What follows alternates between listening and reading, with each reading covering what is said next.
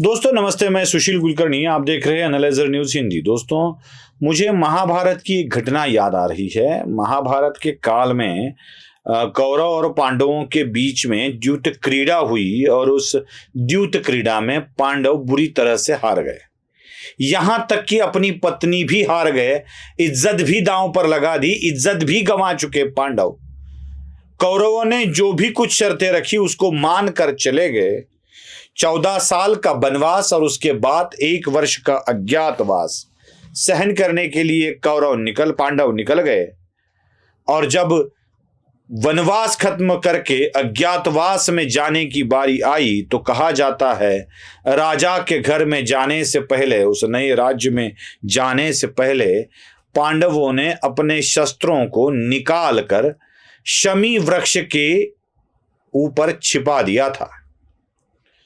अर्जुन ने अपना गांडीव धनुष उस शमी वृक्ष के आड़ छिपा दिया और अर्जुन बन गया बृहन्नड़ा, मतलब अर्धनारी बन गया अर्जुन। और वहां की राजकन्याओं को सिखाने के लिए निकल पड़ा, नृत्य सिखाने के लिए निकल पड़ा। अब अर्धनारी अवस्था में रहने लगा अर्जुन, तो अर्जुन अपनी शूरता को ही भूल गया था। शस्त्रों को शमी वृक्ष पर डालकर स्त्री बना अर्जुन अपने पुरुषार्थ को भूल चुका था। कहा जाता है कि उसको शाप भी था, वो कुछ था, जो कुछ था वो था।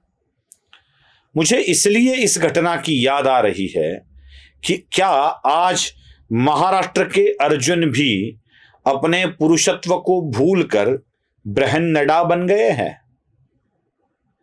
एक सवाल तो पूछा जाना चाहिए।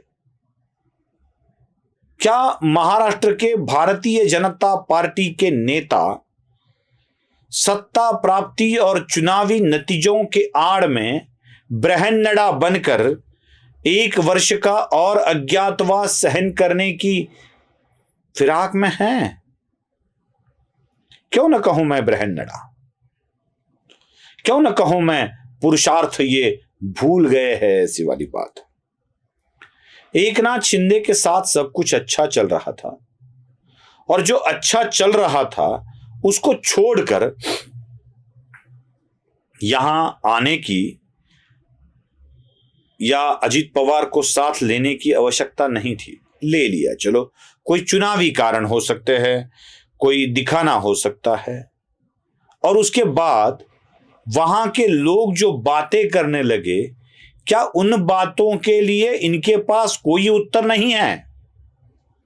याद रखिए, आपको वोट देने वाला जो कोई वर्ग है वो सारा का सारा हिंदुत्व को मानने वाला है और वही आपको 14 और 19 में 1 नंबर की पार्टी बनाता आ रहा है, जिसको मान्यता है।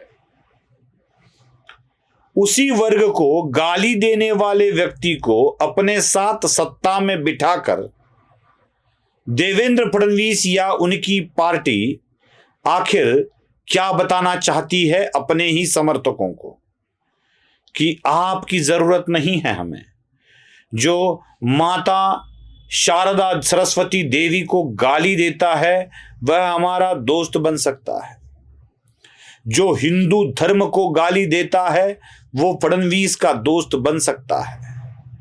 जो ब्राह्मणों को गाली देता है वो भारतीय जनता पार्टी का दोस्त बन सकता है। एक जवाब भी भारतीय जनता पार्टी की तरफ से नहीं जाता है और कहा जाता है कि वेट एंड वॉच। क्या वॉच कर रहे हो आप? क्या वॉच करने का इरादा है आपका? किसको वॉच करना चाहते हो आप? पता नहीं चल रहा है आप किसको वॉच करना चाहते हो। मुझे तो लगता है कि आप बृहन्नड़ा बनते जा रहे हो जिसने अपने शस्त्रों को नीचे रख दिया है। और याद रखिएगा, जनता या सत्ता या कोई भी स्त्री पुरुषार्थ पर लुब्ध होती है, बृहन्नड़ा पर नहीं।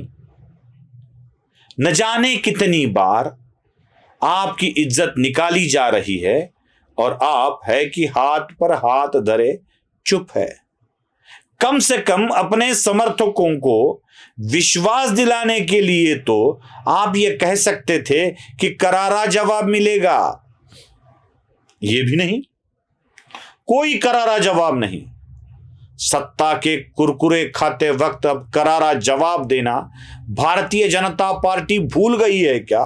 यही एक सवाल मन में आता है, बार बार उमड़ कर आता है।